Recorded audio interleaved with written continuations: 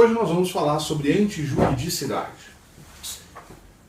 Muitas vezes, uma conduta será típica, formalmente, praticada com dolo ou culpa, com afetação ao bem jurídico, mas mesmo assim, nós não a consideraríamos criminosa. Há um conjunto de hipóteses que tornam os fatos típicos justificados, legalmente autorizados, tolerados pelas suas circunstâncias.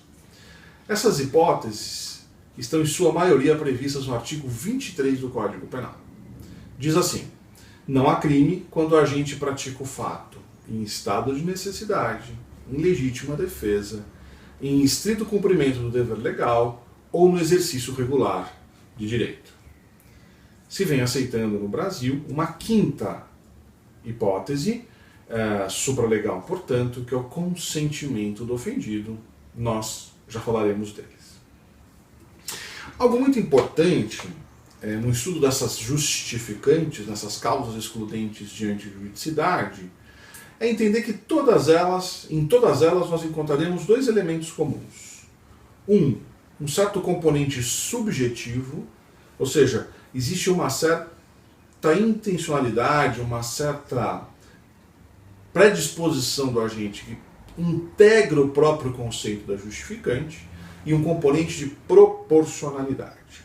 Vamos começar então com o estado de necessidade.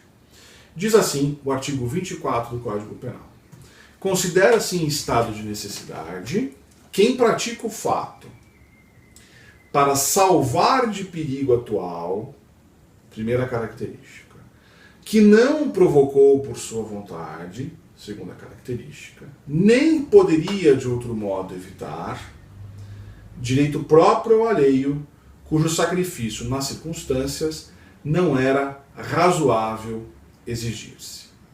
Então, vejam vocês, no estado de necessidade há um dilema. O sujeito está vivenciando um perigo atual, iminente a um bem jurídico, perigo este que ele não provocou, que ele não consegue afastar de outra forma.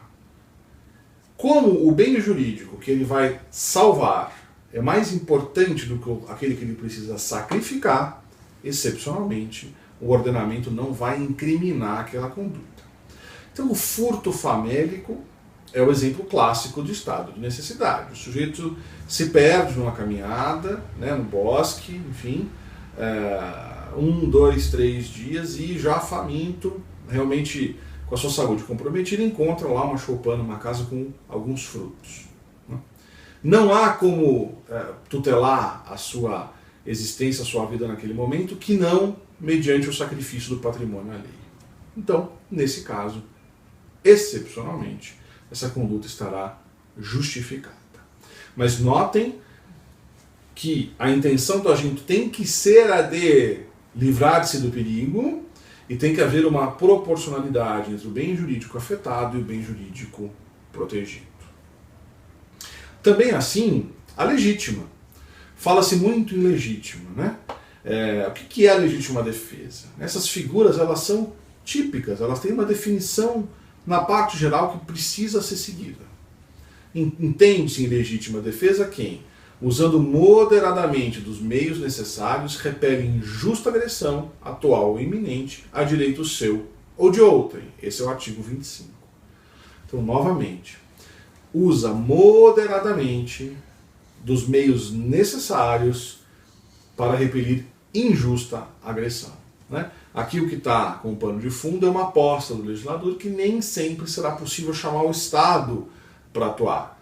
Sendo injusta a agressão iminente, autoriza-se, justifica-se o sujeito a usar moderadamente dos meios disponíveis para repelir aquela injusta agressão. Mas notem, a conduta é típica. Quem mata em legítima defesa realiza o 121 formal, materialmente, quer matar alguém. A única questão é que, como este querer decorre de uma defesa legítima, então nós não vamos criminalizar essa conduta.